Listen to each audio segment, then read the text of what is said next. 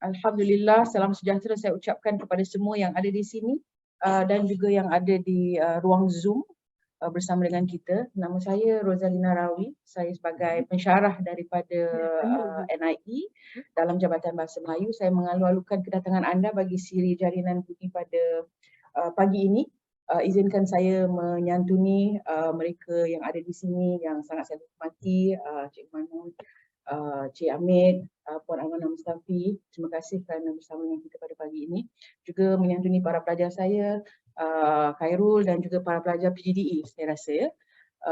Dan tak lupa juga Dr. Suryani yang sedang membantu kita menyelaraskan Zoom, dan juga yang bersama saya di sini adalah Dr. Nurhanisah binti Safari. Ya, izinkan saya untuk memperkenalkan pembicara kita pada pagi ini. Sebenarnya saya mengenali beliau sejak zaman dahulu kala, tahun 2010 mungkin. Jadi dah hampir NUS time. Lebih daripada itu ya, sejak di NUS. Masya Allah. Dan beliau merupakan seperti seorang kakak kepada saya. Dan kami sama-sama tiba ke NIE untuk menjadi teaching fellow ataupun ialah daripada MOE kami sebagai guru dan kemudian ke sini. Dan kami sama-sama juga diminta untuk melaksanakan PhD kami. Jadi cuma perjalanan PhD kami sedikit berbeza ya, dan tapi pada masa yang sama kedua-duanya kami lalui dengan penuh semangat dan juga menjadi semangat bagi mereka yang ada di sini, para pelajar PGDE juga saudara Khairul di sini untuk terus mengejar ilmu. Ya, kerana pengejaran ilmu ini satu amanah yang besar dan juga merupakan sebenarnya satu nikmat yang besar. Ya, jadi saya menggalakkan anda lah kerana saya daripada program PGDE dan sekarang ini saya berada di sini sebagai pensyarah dan saya berterima kasihlah kepada Dr. Nurhanisah kerana beliau banyak memberikan sokongan kepada saya dalam saya mengejar ilmu. Jadi penting untuk anda mempunyai teman-teman yang saling menyokong sehinggalah kita dapat mencapai ya kecemerlangan dalam pendidikan kita. Pada pagi ini juga saya ingin mengucapkan terima kasih kepada Prof. Roksana yang ada di belakang kerana sibuk melakukan kerja-kerja mak pengantin ya, sekejap sini, sekejap sana ya. Dan beliau yang meminta saya untuk menjadi moderator pada hari ini. Dr. Nurhanisah telah menerima ijazah sarjana mudanya dengan kepujian with honours dari Universiti NUS pada 2002 ya. Dan beliau telah menerima Singapore Teachers Union Gold Award pada tahun 2008 kerana pencapaian beliau dalam bidang masters ketika di NIE NTU ya.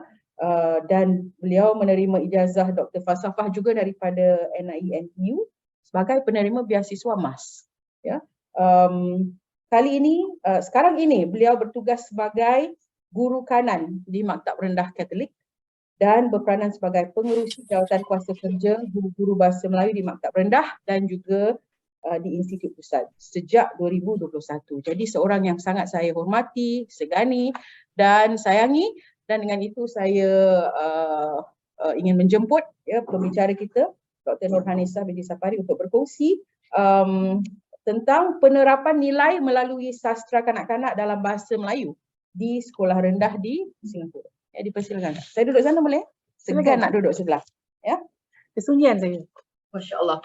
Mereka yang ada bersama kita di Zoom, seandainya anda ada apa-apa soalan, silalah type di ruang chat dan akan kita bincangkan kemudian. Terima kasih.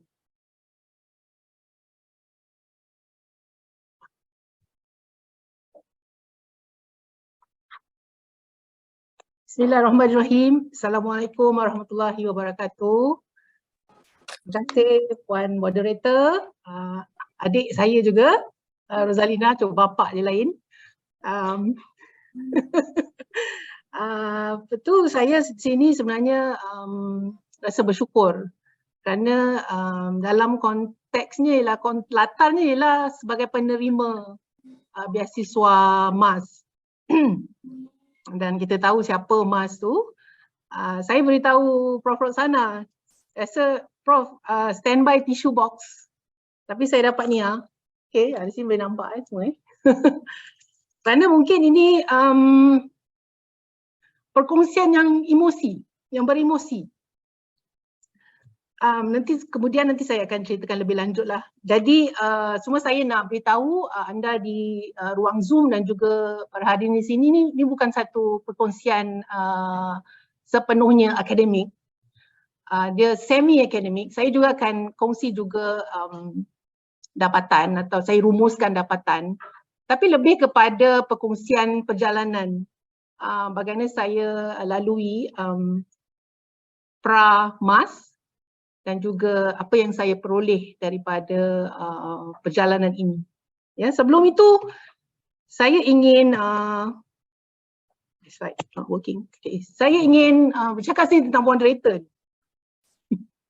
Moderator motivasi sebenarnya, motivasi saya. Kalau anda ketahui, saya sudah diketahui bahawa saya mengenali Dr. Roza sebelum kita ke NIE bersama. Saya rasa kita mula 1999 di NUS. Saya masuk tu, sebab tu dipanggil kakak sebab saya masuk diterima ke NUS setelah saya 7 tahun bekerja. Jadi bukan lepasan A-level yang segar, yang fresh macam Dr. Roza ni yang untung dapat masuk. Dia pelajar RGS sebenarnya. Tapi saya mendapat peluang tu hanya setelah 7 tahun bertugas. Dan tambah dengan latihan di IE ketika itu di kampus Bukit Timah, Cikgu Makmun mesti rapat dengan suasana di sana. Baru diberi peluang untuk belajar. Jadi saya as a returning teacher lah. Sebab itu kohort saya di NUS ialah 10 tahun lebih muda daripada saya. Jadi boleh agaklah umur saya berapa sekarang ni. Jadi kami saling bermotivasi lah, memotivasi antara satu dengan lain hingga ke Cambridge apabila Dr. Roza diberi peluang untuk belajar PhD-nya. Dan kami sentiasa saya tak tahu berapa kali saya ke Cambridge. Kemudian setiap kali ke Cambridge mesti kita bertemu dan kita berkampung lah. Ya, jadi itu satunya. Dan sebelum saya pergi, sebelum beliau pergi tu, dia ada beri saya satu buku ni, notebook. Saya akan bacakan apa yang beliau katakan. For you, as we embark on our PhD journey, all the best to us. Love, Roza. Saya masih simpan hingga sekarang. Sebelum dia berangkat, ni saya simpan dan saya tulis nota PhD saya dalam ni. Okay. Tentunya ada lagi yang lain-lain lah. Tapi ini salah satu daripadanya menjadi kenangan dan sentiasa menjadi motivasi saya. Terima kasih. Jadi ini sebenarnya yang saya akan kongsi dan ini juga tajuk tesis PhD saya. Bagaimana saya akan melakukannya ada 3 fasa. Satu pra-beasiswa yang saya terima, kedua perjalanannya dan ketiga renungan saya dan apa pelajaran yang saya terima daripadanya. Mula-mula saya ingin berkongsi, ini saya merupakan tukilan yang memang ada dalam tesis saya yang Mas tukil sendiri daripada syair Munshi Sulaiman dalam buku beliau Nilam. Ya. Ilmu yang seni bukannya murah. Selidiklah benar kabar dan syarah.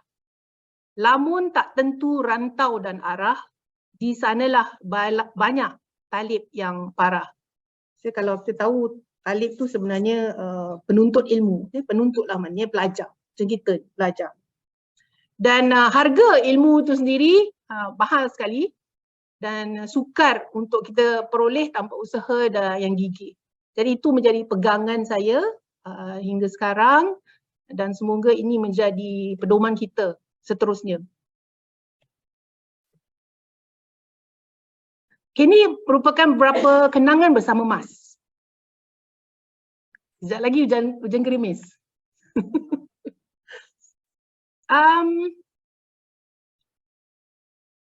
Saya tak tahu macam mana nak mulakan. Bagaimana besarnya tokoh ini, pengorbanan Mas ini dalam hidup kita semua.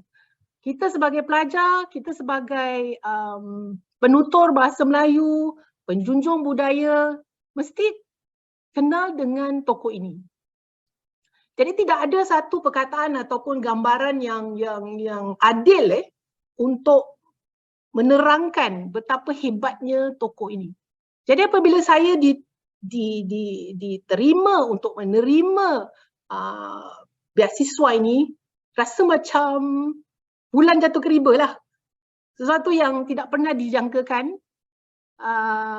tidak pernah difikirkan, sesuatu tu yang sangat besar harganya yang saya terima. Tapi yang lebih menyentuh perasaan saya ialah apabila kita dijadualkan untuk menerima anugerah itu pada 9 April 2016. Tapi beliau pergi 23 Mac 2016. Hadirin bayangkan, hanya beberapa hari sahaja sebelum penyampaian itu, beliau pergi di Khoo Teck Puat Hospital. Jadi berita tu sangat mengejutkan. Dia memberi kesan pada saya sebab saya harapkan saya akan terima anugerah itu daripada beliau sendiri.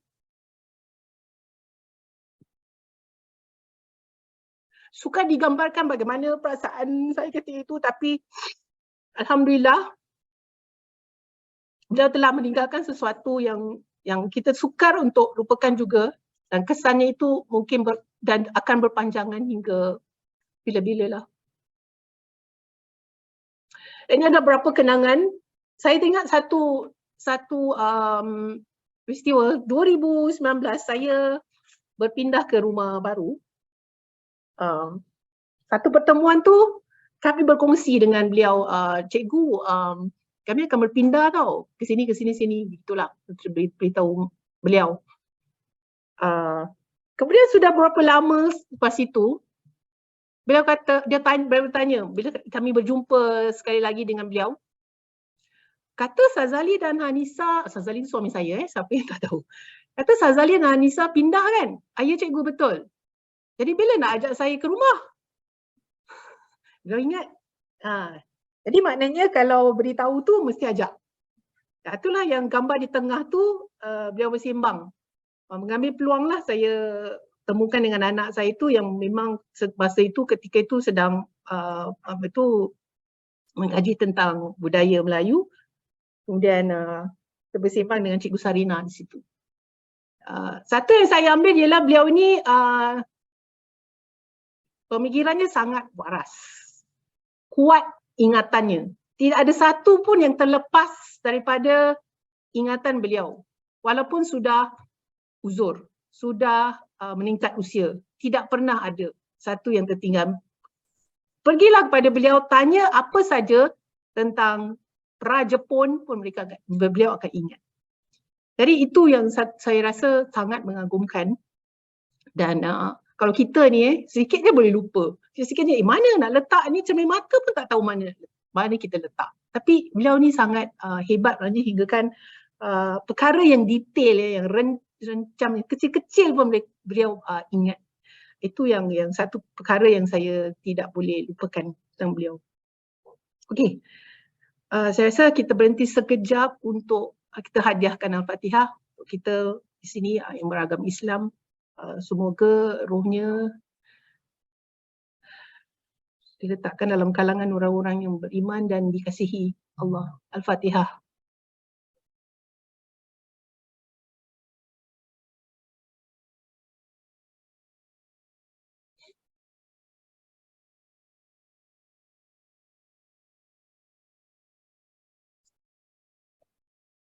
Baiklah, kita beralih kepada bila saya nak mula ni, dia bukan hanya mula je, oh saya nak bercakap tentang nilai, saya nak bercakap tentang sastra, bukan tu je. Ada banyak-banyak episod-episod sebelum pra-PhD ni, apa yang menarik perhatian saya, apa yang nak saya lakukan, apa yang saya nak cari, apa yang saya nak gali, soalan apa saya nak jawab. Okay? Jadi satu, apabila kami ni masa tu 2012 kami sudah berada di NIE sebagai fellow pengajar tu. Jadi kami diajak dalam untuk satu komiti bersama juga dengan Cikgu Makmun sini untuk mulakan satu perkhemahan adab dan kesantunan. Jadi itu titik permulaan perkhemahan adab dan kesantunan. Lepas itu ada lagi rentetannya, siri-siri yang disambung daripada projek ini ya. Jadi itu merupakan satu pengalaman yang memang menyentuh jiwa saya dan dia menjadi satu inspirasi, mungkin ilham untuk saya, oh ya, kenapa tidak saya lakukan sesuatu yang ada dalam kena-mengena dengan nilai itu sendiri. Okay, itu satu pengalamannya. Kemudian kita pergi kepada hari itu sendiri, penyampaian itu sendiri. Cikgu Makmun sentiasa menjadi support system, penyokong, pendukung, dan juga hari itu juga mantan presiden kita yang memberikan sendiri, walaupun saya tahu hari itu kita nak sendiri anugerah itu disampaikan oleh almarhum tapi tak dapat tidak diizinkan olehnya. Walau bagaimanapun saya terima anugerah ini dengan penuh tanggungjawab dan saya tahu tanggungjawabnya bukan berhenti setelah saya terima PhD saya. Dan saya harus meneruskan peranan sedikit sebanyak untuk memastikan bahawa apa yang saya terima itu berbaloi lah. Ya. Okey, objektif kajiannya mudah saja. Ya. Satu, saya nak melihat, explore, meneroka nilai-nilai yang terkandung dalam sastra kanak-kanak. Apa yang mereka gunakan di sekolah rendah. Okey. Kemudian apabila guru menggunakan sastra kanak-kanak dalam kelas, nilai apa yang dikedepankan? Apa nilai yang cuba diterapkan di bilik darjah? Okay. Dan ketika itu apabila saya membuat kajian, tidak ada satu kajian yang khusus yang besar atau yang mendalam tentang visi Arif Budiman. Padahal visi Arif Budiman merupakan tunggak bagi pembelajaran dan pengajaran bahasa Melayu di Singapura. Belum ada lagi. Jadi saya mengambil kesempatan untuk melihat sejauh mana visi Arif Budiman itu juga diterapkan. Bersama apabila nilai itu diterapkan dalam kelas. Ya. Jadi saya akan rumuskanlah. Jadi bila saya dalam rumusan saya bercakap tu mungkin anda akan dapat sedikitlah bagaimana ia dijalankan ya.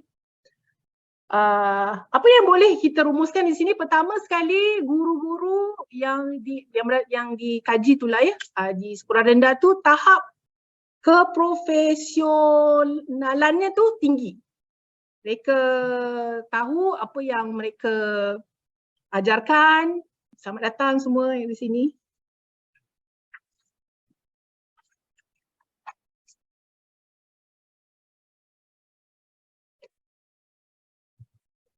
Mereka sedar tanggungjawab mereka untuk menerapkan nilai. Yang paling penting ialah sebagai guru bahasa Melayu, mereka anggap bahawa menerapkan nilai sinonim dengan peranan mereka sebagai guru bahasa Melayu. Jadi dia tidak terasing. Saya guru bahasa Melayu, jadi otomatiklah menerapkan nilai itu harus ada, dia selaras. Ya, jadi itu menjadi sebagai satu kesedaran lah dalam kalangan guru-guru. Dan kemudian bagi sastra kanak-kanak, kita sedar bahawa sastra kanak-kanak itu mempunyai peranan dalam menerapkan nilai dalam bahasa Melayu. Jadi bermakna ada dua yang balance di sini seimbang. Satu, guru sendiri sedar sebagai guru bahasa Melayu mereka tidak boleh lari daripada tanggungjawab untuk menerapkan nilai. Dan kedua, sastra kanak-kanak pula telah terbukti mempunyai nilai yang murni dan boleh diterapkan dalam kalangan kanak-kanak atau dalam hal ini ialah murid-murid lah di sekolah. Okay? Dan mereka sudah gunakan. Jadi mereka yang dikaji ni memang sudah mempunyai program atau aktiviti yang menggunakan sastra kanak-kanak untuk menerapkan nilai. Ya. Okey. Jadi saya tidak tetapkan apa bahan yang digunakan ataupun bagaimana untuk digunakan. Jadi secara bebas mereka menggunakan cara mereka sendiri untuk menerangkan, untuk memilih bahan atau bahan sastra itu dan nilai apa yang ingin diterapkan dan bagaimana untuk diterapkan. Okey. Jadi maknanya itu metodologi dan masuk metodologi. Okey. Jadi pemilihan nilai dan pedagogi pula. Ni daripada kajian melihat bahawa ya betul mereka menerapkan nilai tapi secara keseluruhannya nilai yang diterap itu adalah luaran, superficial. Okey, tidak ada bersifat yang bersirat ataupun yang mendalam. Okey, namun persiapan untuk menyampaikan pelajaran itu sangat intensif.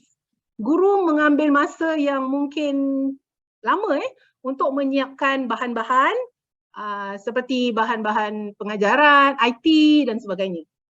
Jadi tak bermakna pengajaran tu luaran tetapi tidak mengadakan persiapan. Jadi persiapan mereka tu besar, tinggi, mengambil masa yang lama. Tapi nilai yang diterapkan, nilai tu luaran. Okey, itu dapatannya, satu daripadanya. Dan satu lagi ialah usaha pihak sekolah memanfaatkan ruang dan peluang bagi meningkatkan penggunaan bahan sastra. Jadi di sekolah kita tahu ada Mother Tongue Fortnight. Program ni sudah lama diperkenalkan. Jadi guru-guru memanfaatkan ruang itu untuk menggunakan bahan sastra sekaligus menerapkan nilai dengan menggunakan bahan tersebut. Okey. Tentu saja ada platform-platform lain yang mereka gunakan, bukan saja Mother Tongue Fortnight, tetapi Mother Tongue Fortnight sangat-sangat digunakan dalam penerapan nilai menggunakan bahan sastra. Okey. Jadi kita sudah pasti sekarang bahawa nilai bahan itu sama ada dia bentuk dia ke kandungannya sangat penting. Jadi guru mengakui bahawa kalau kita nak menerapkan nilai, satu tentulah pastikan bahawa kandungannya tu mempunyai nilai murni yang boleh diterapkan. Kalau dia tidak ada, jadi dia guru tidak akan gunakanlah. Ya. Jadi bentuk dia macam mana? Adakah menggunakan jenis buku ataupun bahan tu dalam online misalnya, bagaimana? Itu mereka pilih sendiri. Dan tidak ada satu, ini menurut kajian, tidak ada satu bentuk yang boleh mengatasi bentuk yang lain dalam penerapan nilai. Jadi kalau bahan sastra itu dalam online tak semestinya lebih baik daripada hard copy misalnya. Okey, jadi tidak ada. Okey. Penerapan VC Arif Budiman, selamat datang Bapak Aidil. Penerapan VC Arif Budiman yang ini tidak secara segar disampaikan dalam pengajaran guru. Tidak jelas sama ada mereka ingin menyampaikannya secara terus terang, secara langsung. Okey, jadi VC itu dia ke belakang, tidak jelas, dia samar. Okey, jadi bila ditanya tu mungkin satu ada juga yang tidak gitu pasti apa sebenarnya maksud itu dan apakah keperluan yang mereka perlu buat supaya VC ini kelihatan jelas dalam pelajaran mereka. Okey. Walaupun mereka sudah dilatih, ya, guru-guru ni semua sudah dilatih apa itu VC Arif Budiman dan sebagainya.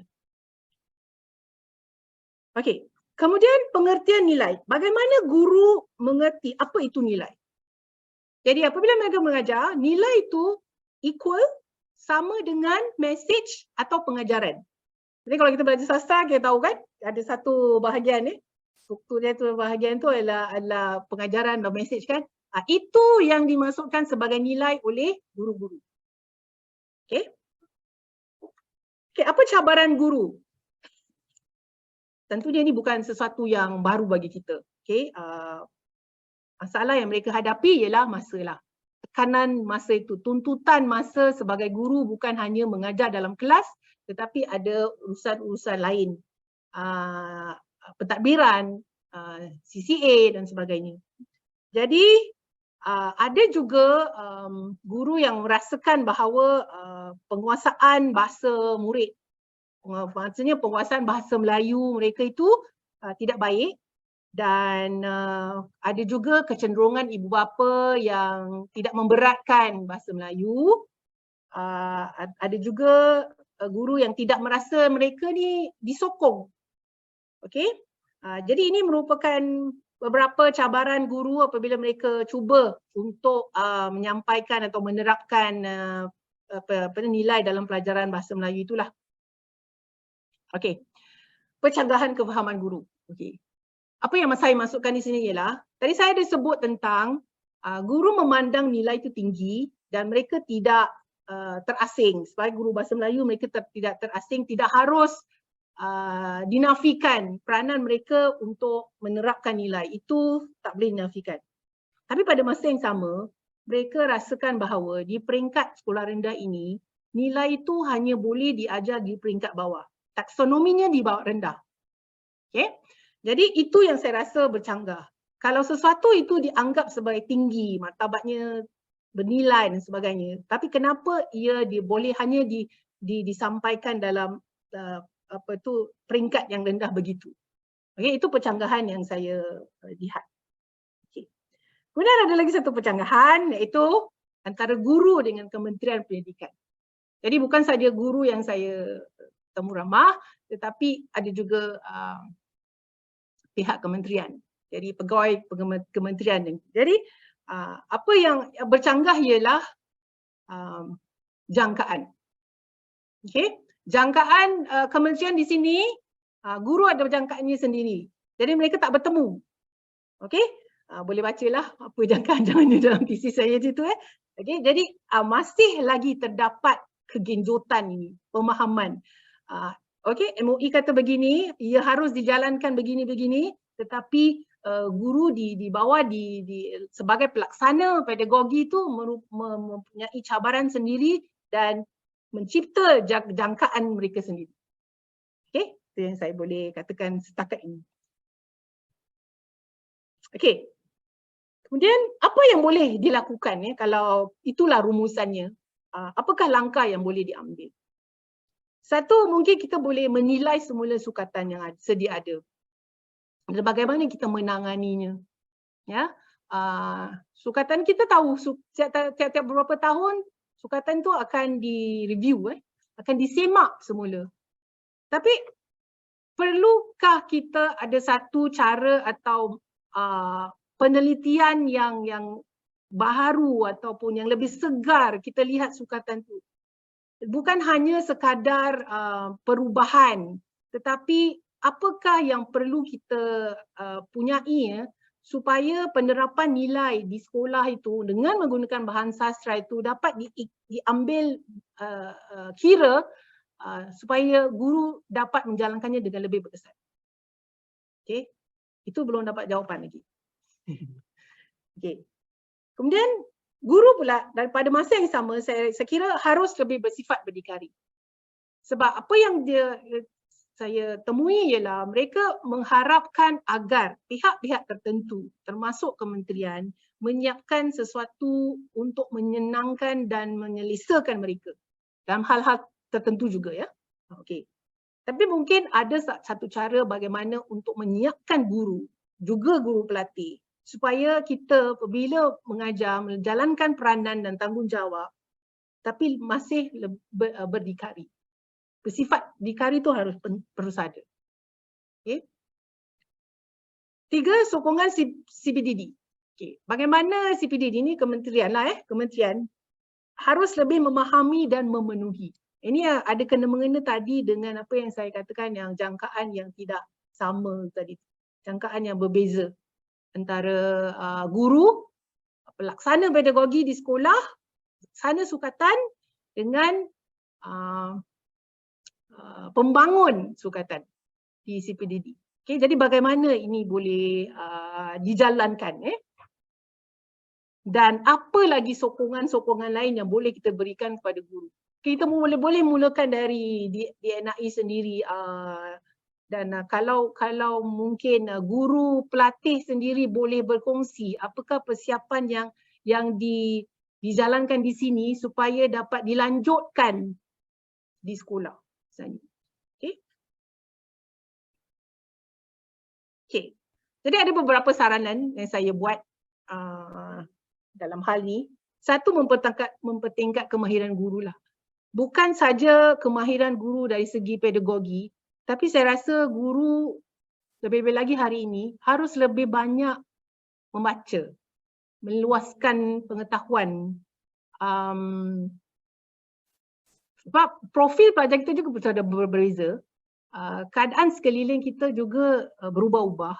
Jadi kalau kita tidak mempunyai ilmu, pengetahuan tertentu, sukar untuk kita mengikuti perubahan itu. Ya. Jadi kita macam dalam dunia sendirilah. Itu tidak boleh kita lakukan lah. Ya. Itu satu. Kemudian komunikasi antara guru dengan Kementerian Pendidikan tu harus lebih jelas apakah peranan kementerian dan guru dan bagaimana interaksi itu dapat menghasilkan sesuatu yang lebih memanfaatkan daripada hanya cakap belakang. Saya orang tengah ni macam saya pun sebelah sini. Tapi apabila kita dengar sesuatu cabaran ini masih wujud, ini bukan sesuatu yang baru. Ini sudah lama sebenarnya. Tapi bagaimana, kenapa ini masih berlangsung? Ya. Okey. Training teacher macam takut dia sekarang nak pergi sekolah. Okey. Bahan penulisan. Bahan penulisan yang disiapkan sama ada sebagai disiapkan oleh kementerian atau guru sendiri ataupun penulis, siapa saja yang nak siapkan, kita ada penulis kat sini. Okey. Bahan penulisan tu harus menyediakan murid bagi menatangi dan mendepani masa depan. Okey, jadi bermakna bukan bahannya tak boleh unsurkan sejarah atau masa kini, tidak. Maksudnya apa saja elemen, apa saja tema, apa saja topik, okey, yang ditulis itu harus menyediakan murid untuk masa depan. Bukan saja saya kata menatangi, maknanya tatang, saya tatang dan juga mendepani. Jadi kedua-duanya sekali. Dan mereka harus tahu macam mana untuk berdepan dengan masalah masa kini dan masa hadapan. Jadi itu cabaran kita pada masa ini.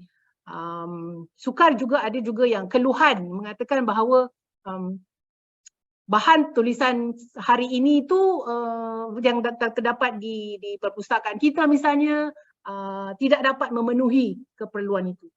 Ya. Okey, kemudian ada penggunaan dan penguasaan bahasa Melayu murid. Bagaimana kita nak menangani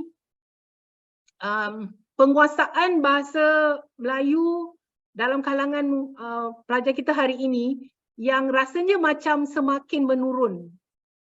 Zaman Cikgu Makmun tulis macam typewriter. Kita sekarang tulis pun kita tak tahu apa yang kita tulis. Jadi bagaimana kita nak menangani itu juga timbul dalam kajian saya ni. Juga bukan satu masalah yang baru, tetapi kita nampak, saya sendiri guru di sekolah nampak profil pelajar tu sudah berubah dan dia membawa masuk cabaran-cabaran baru untuk guru dalam hal penguasaan ini. Okay, itu yang harus kita selidik. Okay, kenapa?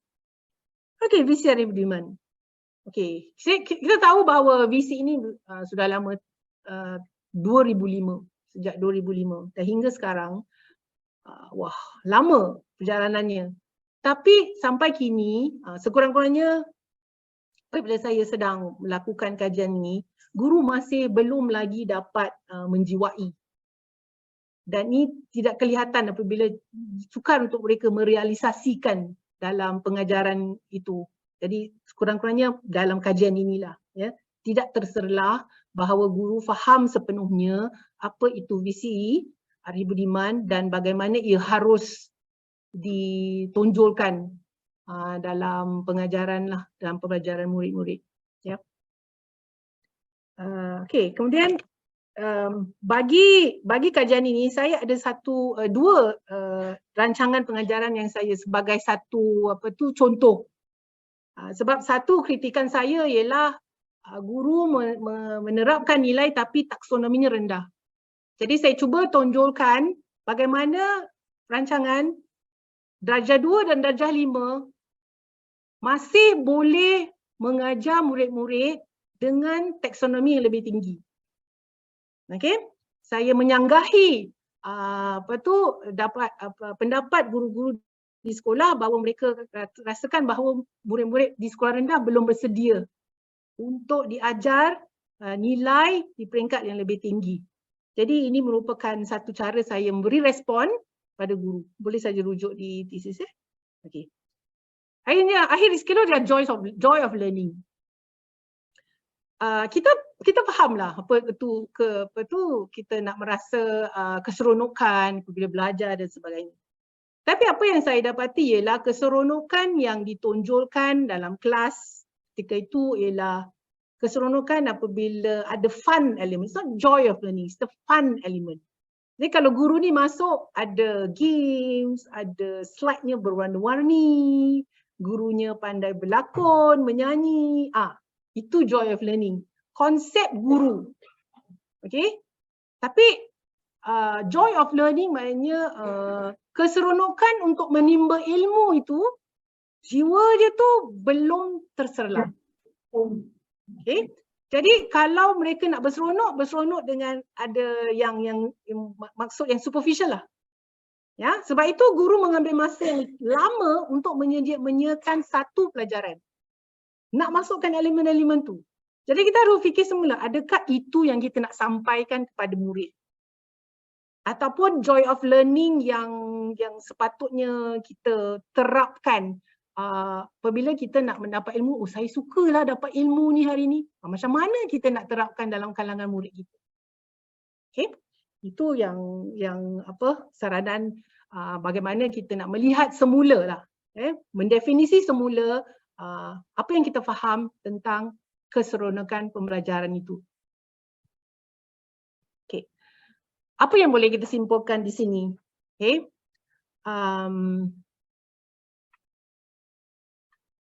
Menerapkan nilai itu memang satu yang keperluan. Kita tidak boleh nafikan. Dah jadi macam universal value sesuatu tu kalau nilai tu mesti kita nak terapkan lah, sama ada kita nak ajar secara langsung ataupun tidak langsung. Ya, itu mesti.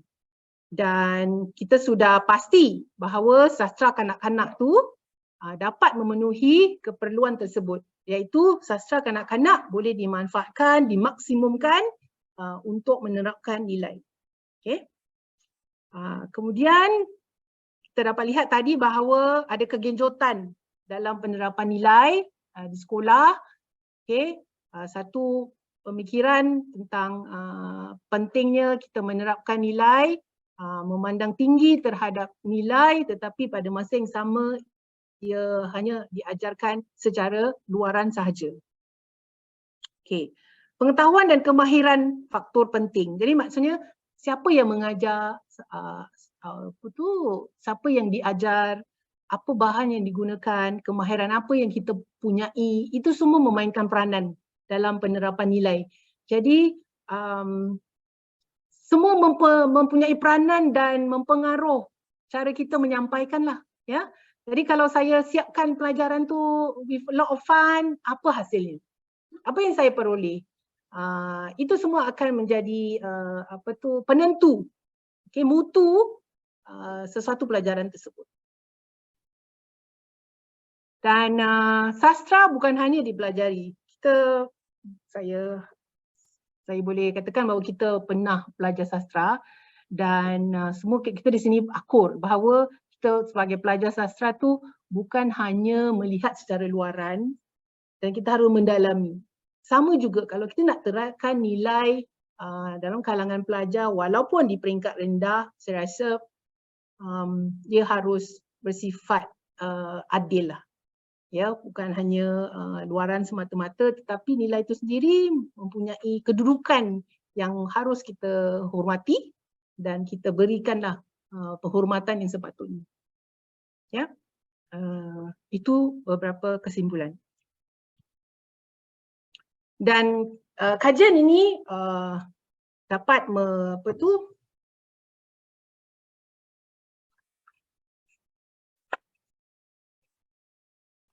ada yang berbunyi.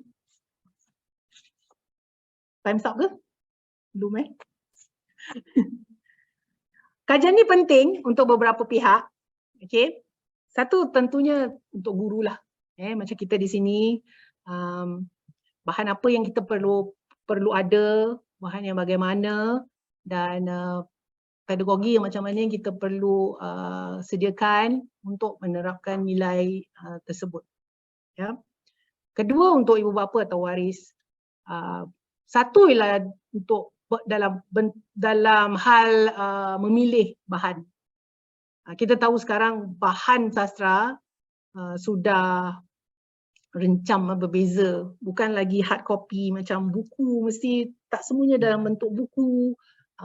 Jadi bagaimana untuk mengakses dan memilih bahan-bahan tersebut. Jadi ibu bapa atau waris tu harus lebih berkemahiran lah untuk memilih bahan tersebut. Dan saya rasa ibu bapa dan waris juga harus tahu apa yang diajar di sekolah. Harus ambil tahu supaya mereka juga dapat berganding bahu lah. Selari maknanya falsafah pemikiran tentang pemilihan bahan ini tidak lari daripada apa yang cuba diajarkan. Sekarang saya tanya, ada yang ditanya tu, di sekolah guru ajar macam ni kan, di rumah ajar lain kan. Jadi bercanggah pula nilai yang cuba disampaikan. Jadi itu satu keperluan untuk kita mengajak ibu bapa atau waris murid untuk mengambil bahagian dalam pembelajaran anak-anak. Okey, kemudian kementerian. Untuk kementerian sudah juga kementerian ada yang mengikuti penyampaian saya, mereka sudah tahu saya sudah menjalankan kajian ini. Jadi harap-haraplah harap-harap ada yang melakukan sesuatu berdasarkan dapatan kajian ini. Ya. Kemudian ini juga satu lapor balik kepada penulis buku. Tadi kita ada sebut tentang bagaimana apa yang ditulis itu harus menyiapkan murid atau anak-anak kita untuk masa hadapan. Dan bukan hanya sekadar for fun element, sebab kita dalam dunia yang berubah dan tidak dijangkakan apa yang berlaku. Murid-murid harus bersedialah untuk mendepaninya. Okey. Kemudian juga mungkin maklum balas kepada NLB, jenis apa, bahan apa yang harus ada di rak-rak buku mereka, di ruangan online mereka. Sebab kalau kita nak akses dari seluruh dunia, siapa boleh jadi member kan, jadi ahli. Jadi ini juga mencerminkan falsafah mereka kan, pemikiran tentang teks apa yang penting bagi NLB. Dan NLB tu hanya mereka dari Singapura kan, jadi juga mencerminkan apa yang kita rasa baik, ya, murni ataupun nilai apa yang harus disampaikan kan. Jadi ini menjadi satu ada kesan domino kepada kita sebagai rakyat Singapura. Falsafah apa yang kita nak sampaikan kepada anak-anak atau generasi kita sekarang untuk masa depan, kan? Jadi sekali lagi lah harap-harap kalau ada wakil NLB di sini yang mendengar. Okay. Dan kemudian ialah penjiwaan visi Arif Budiman. Tadi kita lihat bagaimana visi ini belum lagi sepenuhnya dijiwai, ada juga di peringkat pemahaman sahaja, tapi tidak diaplikasikan dalam kelas. Jadi kita harus melihat semula bagaimana visi ini dapat dijiwai oleh guru-guru. Okey, ini adalah beberapa aktiviti yang bersangkutan lah berkaitan dengan tugas tesis dalam menyiapkan tesis ini. Okey. Kita mula tadi bengkel adab dan program adab dan kesantunan. Kemudian tahun depannya 2013 tu saya kongsi dengan guru Arif Budiman dan guru pakar masa tu di NIE.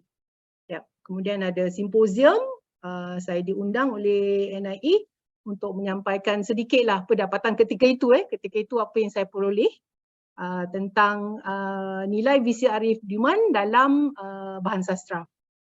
Kemudian dan yang lain-lain. Okey. Yang saya nak kongsi ialah inisiatif yang saya buat selepas saya terima PhD ni. Saya memulakan satu inisiatif baru dengan beberapa buah sekolah. Okey. Nitra, kalau lihat yang sini Nitra. Okay, singkatan bagi nilai dalam sastra. Jadi apa yang cuba disampaikan ini berkongsi dengan murid-murid. Dan murid-murid ini, sekolah-sekolah ni daripada 3 peringkat yang berbeza. Saya ingin tunjukkan, buktikan juga bahawa kita boleh adakan satu sesi bersama yang merentasi peringkat. Jadi sesi itu ialah berkongsi nilai dalam sastra dengan bahan yang mereka pilih sendiri di peringkat primary, rendah, menengah dan JC. Mulanya tahun 2021 masa itu harus dilakukan melalui Zoom. Okay. Tapi setelah itu 2002 tahun lepas kami lanjutkan daripada 4 sekolah sekarang 8 institusi termasuk 1 madrasah. Okay. Jadi kami juga telah siapkan e-booknya. Jadi apa yang murid-murid telah siapkan dicetak di sini. Okay. Booklet dicetak. Ini disampaikan pada guru dan murid yang mengambil bahagian.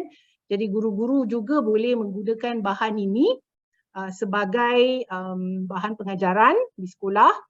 Tapi ada juga e-booknya. Jadi sesiapa saja boleh ada pautannya untuk mengajar. Jadi tak semestinya gunakan hard copy lah. Mengikut perubahan masa seperti yang saya. So walk the talk. Okay. Kita lihat saya tu stop share sekejap, saya nak tunjukkan e-booknya. Okay.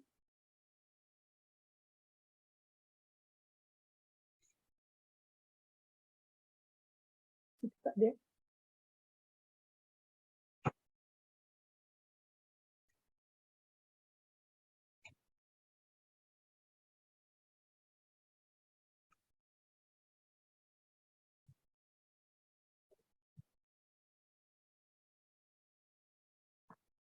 Okay, boleh? Okay. Jadi kalau kita lihat, jadi buka depan kan, jadi apa yang ada di sini, apa yang ada dalam kandungannya, ada boleh saja di sini, dilihat di sini. Okay, untuk yang berada di Zoom saya akan tolakkan. Okay. Jadi ini adalah gambar diambil ketika kami ada masa tu di hostnya ialah RI Okay, dari 8 buah sekolah. Okay.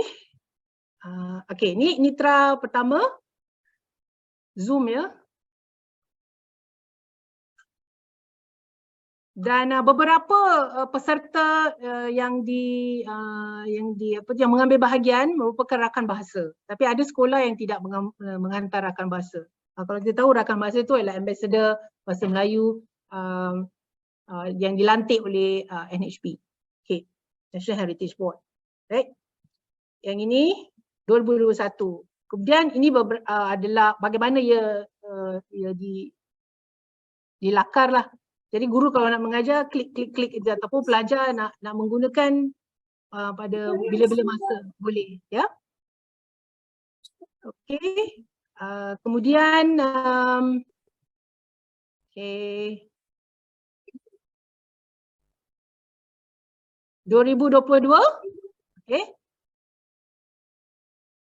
Sudah ada gambar-gambar di situ menunjukkan pelajar-pelajar kita secara bersemuka tapi masih menggunakan pelitup lah ya. Ada yang menyampaikan dalam bentuk sketsa, puisi dan sebagainya. Jadi terpulang kepada sekolah bagaimana mereka nak menyampaikan, tetapi hasil penulisan itu dicatat di sini, dirakamkan dalam bentuk buklet inilah ya. Tentunya saya harus sebut MLPC lah kerana mereka menaja penerbitan tersebut. Okey. Okey, nanti jadi boleh saja ke ruangan ini saya akan berikan pautannya untuk anda ikuti lebih lanjutlah ya.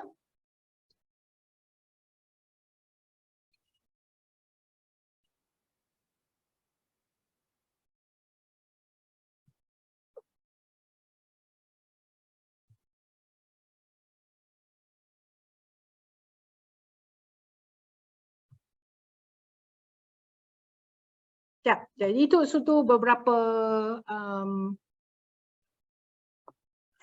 aktiviti ataupun perkara-perkara yang bersangkutan dengan tesis saya ni. Okey, ni saya ambil gambar ni waktu tu kau lihat orang kata picture speaks 1,000 words. Tapi saya cetak ni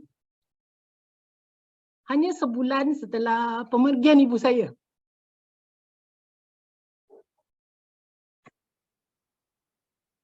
Jadi beliau tak dapat melihatlah hasil keseluruhannya lah apa yang saya telah hasilkan. Beratlah tapi kalau orang kata kan tengok gambar tu macam happy sangat kan, dah boleh print kan. Tapi dalam hati kata tak tahu apa. Jadi itu saya rakamkan ketika itu hanya dapat mendoakan beliau semoga juga kita jumpalah di jannah insya-Allah. Okey, apa cabarannya melalui tadi saya katakan saya nak kongsi perjalanan saya. Beberapa cabaran. Satu, mungkin dah tahu saya mengambil masa sebab ni secara sambilan. Jadi maksudnya ada tugasan lain sebagai guru, sebagai isteri, sebagai ibu dan sebagainya. Jadi tak boleh cakap lagi lah, ya kan? Kita tahulah bagaimana kita harus membahagi-bahagikan masa dan sebagainya. Kemudian masa cuti tu, saya ambil gambar cuti. Saya dengan suami memang tak boleh duduk diam lah selalu bercuti. Tapi bila cuti tu, waktu nak siapkan tesis tu, cuti tu harus disesuaikan. Dia tak boleh enjoy-enjoy je. Okay. Cuma saya nak beritahu semasa mula sampai habis, saya gunakan 3 laptop. 3, maksudnya lepas satu saya dah tu kena beli lagi satu. Lepas tu beli satu. Maknanya belum habis-habis lah cerita dia. Lama sangat. Okey, 3 cermin mata berbeza. Saya kalau jauh ni saya nampak Dr. Kartini pakai tudung apa, jelas warna apa nampak. Okey. Tapi kalau depan nak baca susah maklumlah kan Jadi I need glasses untuk baca. 3 saya dah tukar. 3 kali. Jadi lamalah prosesnya tu sampai tukar laptop, tahulah laptop tu ada jaga hayat kan. Jadi tak boleh pakai selamanya, tak boleh. 3. Waktu panas ke waktu sejuk, saya harus ada laptop dengan saya. Dan siapa yang pergi holiday dengan saya tu harus sesuaikan jugalah untuk saya. Jadi sangat bersyukur. Tapi pada masa yang sama kita juga harus fikirkan orang yang bersama dengan kita kan. Jadi sacrifice sekali. Pengorbanan ialah kalau misal katakan orang nak tidur pukul 10 sampai pukul 6 pagi kan. Jadi saya harus bangun kan pukul 3, pukul 4 pagi kena buat supaya saya boleh berjalan besoknya pagi dengan sesiapa yang berholiday dengan saya. Jadi itu perkara-perkara yang kita harus sesuaikan. Tak boleh sama macam yang biasa kita fahamlah apa tu holiday kan Laptop harus ada dengan kita di kapal terbang ke, di kereta api ke, dalam bas ke, harus ada. Kadang-kadang idea timbul bila-bila masa kan, tak sempat buka laptop pun, paper. Receipt juga saya tulis. Jadi itu perkara-perkara yang saya rasa kalau terlepas susah, jadi kena catat. Ya. Tu saya katakan keluarga juga. Keluarga memainkan peranan. Cabarannya ialah apabila keluarga lah, tapi saya tahu bagi saya berjauhan dengan anak saya. Mula-mula dengan suami sebab beliau belajar di luar negara. Itu satu proses yang saya harus lalui. Kemudian anak saya, hingga sekarang memang anak tu belayar selalu. Tapi itu satu cabarannya. Jadi bagaimana kita nak fokus. Jadi mental fokus tu mesti nak kuat lah. Tidak sukar untuk kita fokus nak merindu orang, kan? Takkan kita nak bersyair selalu memikirkan orang kita sayang. Tak boleh, tak boleh. Jadi kita harus sesuaikan. Kemudian ada jugalah ahli-ahli keluarga yang lain dan sebagainya. Okey. Okey, cabaran satu lagi ialah bahasa yang saya gunakan. Prof Hadijah tak ada. Prof Hadijah ialah penyela saya. Prof Hadijah selalu mengingatkan, Hadisa, awak ni saya tahu awak boleh menulis. Tapi cuba Hadisa tulis dengan bahasa yang orang boleh faham. Jangan belit-belit. Straight to the point. Jadi bahasa kita, kalau kita saja faham, tak guna. Jadi kita kena tulis supaya orang baca. Kan? Jadi jangan tulis macam sastrawan. Dan juga jangan tulis macam reporter, dia kata. Tak boleh. Jadi kita tengah-tengah. Simple tetapi berkesan. Jadi perkataan juga sama, dia kata. Kalau perkataan atau kosakata yang kita gunakan itu hanya kita saja yang faham, jadi kena pilih perkataan yang majmuk, orang ramai boleh faham juga. Okay. Lepas tu ulang-alik berapa kali tak habis-habis kan? Okay. Itu satu. Kemudian saya belajar tentang apa itu pemikiran kritis lah dengan Prof. Of course you know Prof is a great person. Okay. Jadi saya harus melatih diri saya bagaimana untuk menjadi penganalisis. Bukan laporan saja, bukan describe. But you have to say what you think about what you describe. Okay, metacognition. Right? Jadi fikirkan sesuatu yang boleh dirumuskan daripada apa yang berlaku. Itu sukar. Itu bukan sebab kita tak biasa buat itu. Tapi ada masa sama kalau kita lihat saya ada hashtag. Setiap kali saya upload kan kat IG dengan FB kalau saya berangkat ke mana-mana. Kemudian saya ada hashtagnya Life of a Part-Time Grad Student. Jadi bila dah habis PhD, yang itu dah tamat, dah padam. Cuma tinggal Zalihan Travels. Itu hashtag saya yang baru. Okay? Okay. Dan of course, cabaran ada, sokongan juga ada. Ini tak habis kan? Di screen sikit je. Ada ramai lagi ni beberapa saja pihak yang saya rasa staff di MLC, keluarga saya, ni saya ada gambar masa kami menghadiri bengkel dengan Dr. Roza dan Dr. Kartini di Sydney. Ni tiga orang ni perjalanan kita berbeza tapi hampir serupa. Okay, ini adalah orang-orang yang sekeliling saya yang memberi sokongan. Walaupun cabaran itu kuat, besar. Okay, dan tentunya Prof Hadijah. Dari YJC ke PhD, saya sebenarnya pelajar beliau masa saya di YJ. Sebelum beliau ke sini, di NIE, saya pelajar beliau. Jadi apa yang gambar yang saya buat itu ialah beliau juga penyebab kenapa kami menjadi juara bahas peringkat nasional ketika itu. Okay, YJC. Jadi beliau mengajar saya juga macam mana untuk mengkaji dan sebagainya dimula sebelum NIE sebenarnya. Ya. Itu gambar yang sempat kami rakam lah masa one of the time when you have to see your supervisor kan. Jadi rakamkan itu dan satu yang saya tahu ialah bila nak jumpa Prof saya takut. Tapi bila dah keluar, lega. That is the word saya boleh describe. Okay, every time I want to see her, saya memang gementar. Alamak apa ni Prof nak cakap, saya ni kena buat ni kejap. Tapi bila dah buat, lega-leganya. Macam darah terus, shhh. Itu perasaan saya. Setiap kali saya jumpa Prof. Yep. Okay, ada cerita sikit. Ini saya pernah tunjukkan pada murid-murid saya untuk menjadi mereka, memotivasikan mereka. Dan juga untuk guru-guru pelatih di sini ya, kalau di sekolah nanti tell about yourself. Jadi mereka terangsang untuk menjadi seperti kita semua. Ya, cerita pencil case ni, dulu saya tinggal di kampung, kaki bukit. Okay, ibu saya pergi pasar. Jarang saya ikut ibu saya tu pergi pasar. Tapi kalau bapa saya pergi pasar, saya ikut. Tak tahu kenapa. Tapi ibu saya pernah tanya, nak kira apa-apa, bolehlah. Masa tu kan takut lah, nak minta apa-apa kan takut kan. Saya cakap, okay, belikan colour pencil. Saya cakap itu je. Lain tak boleh cakap Tak boleh cakap berapa, colour berapa banyak, tak boleh cakap brand, tak boleh cakap. Okay, dalam fikiran saya, mind saya, ini yang saya gambarkan. Colour pencil 12, at least panjang lah panjang punya. Tapi apa yang saya terima, 6 yang pendek. Okay, so it's all about jangkaan. So itu pun pelajaran bagi saya. Kalau kita nak melakukan satu, jangkaan kita tu harus kita urus lah. Manage your expectation.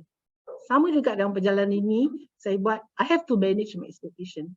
Banyak yang saya peroleh, tapi banyak juga yang terlepas. Jadi kadang-kadang kita harus ambil iktibar ataupun ambil saja peluang. Takut dia terlepas lah dari tangan kita. Jadi sebab sejak saya sign on the dotted line, sebab saya nak ambil PhD ni, tak pernah sekali saya toleh ke belakang, saya kata I want to give up. Never. Dan itu juga menjadi satu falsafah hidup keluarga saya. You start something, you end it well. Bukan end it, but bend it well. Okay, jadi itu juga sebagai contoh untuk anak-anak saya lah. Dan apa impaknya kepada saya sekarang ni, saya mengambil menjadi janji pada saya kalau saya keluar negara, sebab saya suka keluar negara, adakan satu aktiviti atau satu slot dalam kegiatan itu untuk saya berbakti. Sama ada nak menderma ataupun apa saja. Just the recent one, saya pergi baru balik cuti tadi kan, ke Ho Chi Minh City, ada kampung Cham di sana. Kami bantu 150 keluarga yang berkeperluan di sana. Jadi itu yang atas ni, gambar atas dengan anak-anak. Okay, yang di sini itu. Jadi itu menjadi misi kami lah. Apa yang kami boleh curahkan. Itu juga yang menjadi yang diajar oleh ibu bapa kami. Sejak mereka mereka tak ada, itu juga nasihat yang diberikan pada kami untuk sentiasa berbuat baik pada mereka yang memerlukan. Izinkan saya, moderator, saya nak bacakan ini untuk mereka yang telah menyokong saya hingga sekarang. Saya minum air sekejap sebab takut hujan ni. Aku masih ingat. Baca dari sini lah. Dia punya ni tertutup. Okey, saya baca kat atas saya tak nampak. Okay. Aku masih ingat lewat kenangan dan kesan. Aku masih ingat tanpa rindu dan sendu, hadirmu masih di kalbu dan restu tanpa jemu.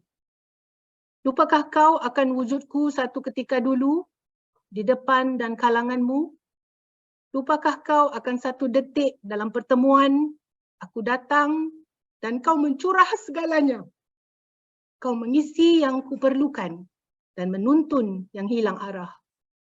Mungkin aku saja yang masih ingat, kerana hanya aku yang masih mendambakan. Aku akan datang dan terus bertandang, walaupun kau lupa akan aku. Menjunjung budi sekali lagi untuk penyelia saya, Prof. Hadijah, pensyarah dan staf ALC bukan MLC saja sebab ramai yang lain yang dari Jabatan Cina dan Tamil juga membantu saya sebenarnya. Responden dan pihak sekolah, Kementerian Pendidikan, keluarga saya, pemimpin sekolah saya sangat memahami dan rakan-rakan sama ada di luar atau di dalam sebagai rakan sekerja, dan juga Dana Mas yang membuatkan saya duduk di sini dapat bercakap dengan anda semua. Terima kasih dan salam Ramadan.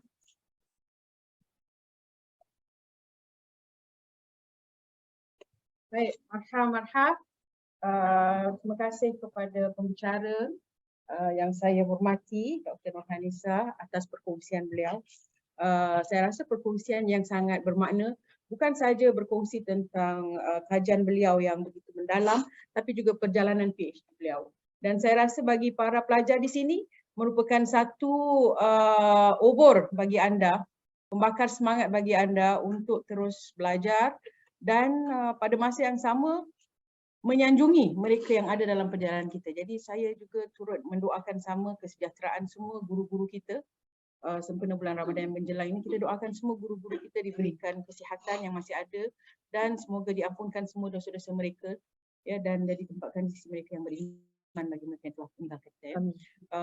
Saya sangat setuju dengan pelbagai perkara yang telah Dr. Hanisah sebutkan, ya, terutama tentang bagaimana perjalanan dalam PhD ini bukanlah sesuatu yang mudah. Ya. Dalam kata-kata Prof. Hadijah, sebelum saya berangkat untuk PhD saya, PhD merupakan satu kegilaan. Ya. Untuk melakukan PhD dengan baik, anda perlu satu kegilaan. Kerana hanya anda sahaja yang benar-benar akan tahu dan faham perjalanan anda. Dan tidak ada manusia lain. Hanya anda dan supervisor saja. Jadi untuk buat PhD ni memang memerlukan satu kegilaan, sampai 3 laptop ya dipakai. Cermin mata berapa? 3 juga. 3 juga. Saya mata daripada bagus sampai jadi rabun. Sebab masa saya buat PhD pula, Kak, saya belajar dari pukul 10 malam sampai 3 pagi. Jadi setiap malam untuk 2,5 tahun saya belajar dari 10 malam sampai 3 pagi. Kerana paginya kita belajar di universiti, melayan anak-anak, bermain dengan anak-anak ya. Sebab anak-anak bila pada waktu pagi kan kita nak layankan mereka, jadi masa kita adalah malam untuk belajar. Jadi masa saya buat PhD, mata saya tajam, tapi selepas tu rabun. Jadi saya sekarang ni pakai contact lens, rabun terus. Ya, inilah pengorbanan kita ya dalam melakukan PhD. Tapi satu pengorbanan dan nikmat yang besar. Dr. Adil rabun terus, betul ya? Rambut terus putih. Dengan ini saya ingin menjemput anda yang ada di sini. Saya selalu mengingatkan pelajar saya ya, anda kalau menghadiri sebarang seminar, tajamkan telinga anda untuk mendengar dan menanyakan soalan. Jangan datang dengan minda yang kosong dan pergi dengan minda yang juga kosong. Tanyakan soalan anda untuk menyantuni pembicara. Ya, dengan soalan-soalan anda menunjukkan bahawa anda menghargai apa yang telah dikongsi dan anda hendak mendalami lagi ilmu itu. Jadi saya membuka ruang di sini untuk mereka yang ada di sini untuk bertanya. Mereka yang ada di ruang chat, anda juga boleh menanyakan soalan-soalan anda. Dr. Nurhainisah, kalau ada soalan yang hendak dijawab dari sana, boleh saja teruskan. Kalau tidak, saya boleh menjemput yang ada di sini. Macam mana? Doktor nak jawab yang di sini dulu? Okey, boleh. Yang ada di ruang chat dahulu ya. Okey, izinkan saya. Ya, silakan. Okay, ada beberapa pertanyaan di sini pada Cikgu Muslim. Terima kasih atas sumbangan komennya. Kemudian dari Cik Said Alismaid, beliau bertanya, bolehkah pihak kementerian mewajibkan setiap guru untuk membaca buku tempatan sebagai tugas kerja mereka pada setiap tahun dan diberi penghargaan? Suruh cikgu baca buku ya? Cikgu kena baca buku. Betul juga. Saya rasa tak seperti yang saya katakan tadi, kita tak perlu tunggu kementerian untuk tetapkan. Jadi kita sendiri boleh membuat inisiatif itu dan bukan guru saja perlu membaca. Nanti setiap siapa saja saya rasa perlu menimba ilmu. Sebab ilmu tu penting dan membawa kita ke satu tahap yang lebih tinggi lah kan. Jadi saya rasa kita wajibkan diri kita lah. Tak perlu kementerian lah Tapi itu satu perkara yang menarik ya. Selalu kita dengar kita wajibkan pelajar untuk membaca. Ini saranan untuk mewajibkan guru untuk membaca. Kerana saya pun pernah ada, kita kan ada selalu silent book reading ya. Ada satu guru ni saya nampak dia baca buku Fandi Ahmad Story 1 tahun tak habis tak. Ya? Tiap-tiap pagi buku yang sama. Ya, buku dia menghafal. Ya? Bukan bersiri bukan. Buku tipis gini kak. Ya, 1 tahun dia baca ya. Jadi itu merupakan satu perkara yang boleh kita fikirkan lah. Ya. Sebenarnya saya ada satu soalan boleh saya tanya juga? Boleh, sila. Okay. Saya tahu bahawa kita boleh membaca tesis oleh doktor. Cuma saya nak tanya dalam pengumpulan data tu, apakah contoh-contoh bahan sastra yang telah guru-guru gunakan di dalam pengajaran bahasa Melayu? Kerana kita tahu di Singapura, sekolah-sekolah yang melaksanakan program emas ada 4, ya, iaitu Tanjung Katong, Anderson, Bukit Panjang dan juga RI. Bukit Panjang dan RI ini kerana ada Cikgu Sazali. Di mana ada Cikgu Sazali, di situlah ada program emas, ya. Jadi daripada Bukit Panjang ke RI ada Cikgu Sazali adalah program emas. Jadi kalau anda nak ada program emas, sila ambil Cikgu Sazali, ya. Pelopornya, ya, kerana dia menyemarakkan semangat sastra itu. Jadi persoalan saya adalah, kalau bukan dalam ruang lingkup pengajaran sastra, bagaimanakah guru-guru yang doktor nampak tu, bagaimana mereka menerapkan sastra dalam kelas? Sedangkan mereka dalam sekolah-sekolah biasa, ya.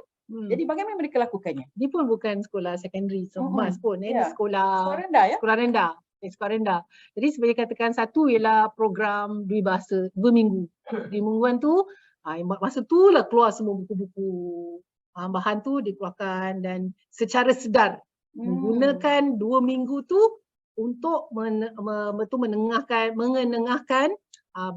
bahan-bahan. Tapi yang saya kaji ada pelbagai. Ada yang menggunakan teks buku tu sendiri, guru baca atau big book, buku besar pun ada. Ada juga yang menggunakan pautan, link untuk ke website atau lelaman syair. Misalnya, syair pun ada. Jadi mereka menggunakan wadah yang berbeza-beza. Jadi platform tu tidak ditetapkan. Jadi apa saja yang mereka selesa, mereka gunakanlah. Jadi mereka gunakan untuk mengajar dalam kelas bahasa Melayu, ya? Dalam kelas bahasa Melayu. Masya Allah, Masya Allah. Okey, saya silakan, saya buka kepada orang di sini. Silakan. Ya. Nama anda, program anda dan soalan anda, ya. Sama sekali saya nak ucap saya rasa semua ibu-ibu dapat menerima banyak soalan saya yang pertama, doktor tadi menyentuh nilai, kan? Jadi doktor juga menyentuh bagaimana nilai itu bersifat universal. Jadi pada pendapat doktor, perlu ataupun tidak menerapkan nilai yang bersifat universal ini dalam, khususnya dalam subjek matematik. Sedangkan kita sebenarnya ada nilai universal dan kita tak dapat. Jadi pengkhususan itu perlu atau tidak. Jadi kita tahu di sekolah tu ada. Jadi apa sebenarnya penekanan ataupun kepentingan nilai yang dilakukan. Kemudian yang kedua, apa sebenarnya sekolah doktor untuk sebenarnya ingin mendalami bahagian nilai dalam sastra kadang-kadang. Adakah daripada pengamatan doktor sendiri mendapati terdapat sebenarnya pengulangan yang berada dalam yang membuatkan doktor terdetik untuk sebenarnya menulis. Terima kasih. Jadi soalan yang pertama, nama umum. Okey. Terima kasih soalannya tu. Satu tentang universal values. Satu, apa itu universal values pada guru-guru? Okey. Satu ialah saya dah terangkan bahawa guru sendiri mempunyai makna dia. Dia boleh definisikan nilai tu. Mereka ada definisi tersendiri. Dan apa nilai tu ialah message dan pengajaran, kan? Tadi yang kita dah saya dapatilah. Itu yang saya dapatilah. Kalau kita cakap penilai, apa yang mereka fahamkan dengan nilai tu ialah message dan pengajaran. Jadi adakah itu yang dianggap universal? Kerana itu yang mereka nak sampaikan. Terbuktilah itu yang mereka pilih untuk diterapkan kepada murid-murid mereka. Jadi saya rasa kembali kepada pemahaman. Kalau Cikgu Umu rasakan hormat menghormati itu adalah nilai yang universal. Haruskah ia disampaikan? Kita tak perlu dia sebagai universal, kita tahu. Hormat menghormati itu kita perlu terapkan dan ajarkan pada murid. Sebab itu asas. Jadi ciri universality itu apa? Adakah asas kemanusiaan? Asas sebagai pelajar? Apa dia? Jadi kita perlu carilah makna, definisi nilai universal itu dahulu, baru kita tahu. Kemudian satu lagi kita lihat, ia juga cerminan apa yang guru itu ingin kedepankan. Maknanya apakah falsafah pemikiran dia dalam kehidupan. Sebab kalau dia tidak percaya hormat menghormati itu penting, dia tak akan ajarkan, dia tak akan hormat, dia tak akan tunjukkan pun pada murid-murid sebagai model misalnya, contoh kan. Jadi itu yang saya fikir kita harus kupas dahulu, ya. Okey, kedua cikgu tanya tentang apa yang membuatkan saya nak buat. Ya, memang betul. Kalau cikgu baca bahagian latar tesis saya ni, latarnya memang pengamatan saya tentang apa yang berlaku sejauh ini. Satu yang saya lihat ialah apabila orang dewasa ada masalah, dia tertempias dia pada kanak-kanak juga. Bukan orang dewasa je ada yang masalah tu, tapi kadang-kadang kita tak sedar masalah itu dia terjangkau pada mereka juga dan mungkin membebankan pula. Okey, itu satu hal yang kita dapat kita lihatlah setakat ini, sama ada di Singapura ataupun di mana-mana. Misalnya soal penderaan misalnya, kan, penderaan dalam keluarga, efek atau kesan pada anak-anak atau murid tu memang jelas nampak, walaupun mungkin dia tak menunjukkan ciri-ciri tersebut secara luaran, tapi kita tahu secara emosi, mental dia terjejas. Okey, itu contoh beberapa. Ataupun mereka terdorong pula kerana masalah tersebut, terdorong untuk melakukan jenayah pula misalnya. Okey, jadi ada kesan lagi, kesan domino pula. Jadi bukan sahaja dalam domain mereka, tapi mereka tu dapat kesannya tu hingga melebar keluar. Ini yang berlaku. Dan kenapa kita ada adat, hukum, juga undang-undang di negara untuk melindungi kanak-kanak? Itu juga dalam tesis saya sebut, kenapa perlunya ada perlindungan untuk kanak-kanak. Ada akta tertentu, saya tak ingatlah akta apa tu, akta so and so untuk melindungi hak kanak-kanak. Kenapa? Sebab kanak-kanak tu penting dalam kehidupan, mereka juga manusia dan nilai itu harus dia sebatikan pada diri murid supaya mereka sendiri faham tugas dan tanggungjawab serta peranan mereka apabila mereka mendewasa, semakin dewasa. Jadi itu yang terdedik penting. Saya tak boleh lihat ini sedang berlaku dan kenapa tidak kita mulakan sesuatu. Dan saya juga minat membaca sastra dan and I'm good at it. Sorry. Masya-Allah. Markah. Jadi why not do something yang you baik lah kan. So jadi saya kurang rasa bosan kan bila saya nak buat sesuatu, saya mesti suka. Jadi especially kanak-kanak, sastra kanak-kanak ni, kenapa tidak kita mulakan? Gunakan sesuatu yang saya suka, saya boleh buat dan saya gandingkan ini untuk menyampaikan pada guru-guru di sekolah misalnya. Terima kasih cikgu soalannya. Terima kasih ya. Setuju sangat, dalam kita menjalankan kajian perlu merupakan satu topik ataupun satu bidang yang mendatangkan kesan kepada kita. Macam bidang saya adalah penilaian. Jadi saya memang sangat memberatkan tentang penilaian yang bermakna dalam kelas. Dr. Hanisah tentang sastra. Jadi apa yang menggerakkan anda, itu yang menjadi satu bahan titik permulaan bagi anda untuk memulakan kajian-kajian anda. Ya, okey. Saya dinasihatkan untuk berhenti dalam 11.50 kerana takut para pelajar kita kebuluh. Ya. Jadi mereka kenyang ilmu, tapi perut kosong. Ya. Jadi mungkin saya akan menjemput sesiapa lain yang mempunyai soalan untuk mendekati kita selepas ini. Boleh. Kerana mereka ada kelas. Ya. Tapi sebelum saya akhiri, saya mengucapkan sekali lagi terima kasih banyak kepada Dr. Nurhanisah atas pembintangan hari ini. Kami ada sedikit hadiah yang Prof. Roksana akan sampaikan. Ya, silakan Prof.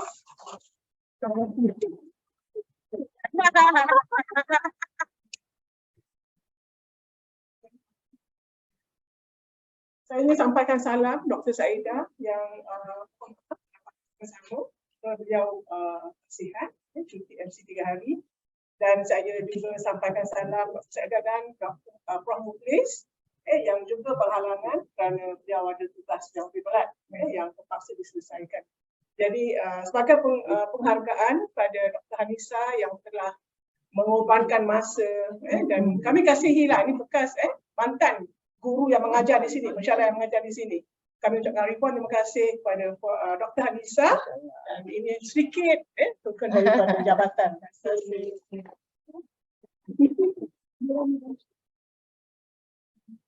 Okay.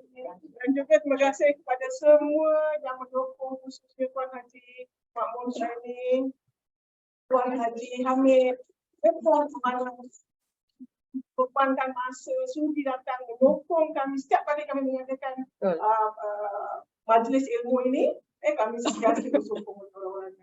Tuan Fajar, walaupun awak dah ke sekolah esok, jadilah contoh tiga tokoh yang ada dalam bilik ini yang sentiasa menyokong majlis ilmu. Masya-Allah. Terima kasih banyak. Gelang emas cincin suasa dipakai oleh gadis jelita. Jangan lupa besok puasa. Semoga dipermudahkan Ramadan kita. Assalamualaikum warahmatullahi wabarakatuh. Terima kasih semua. Terima kasih.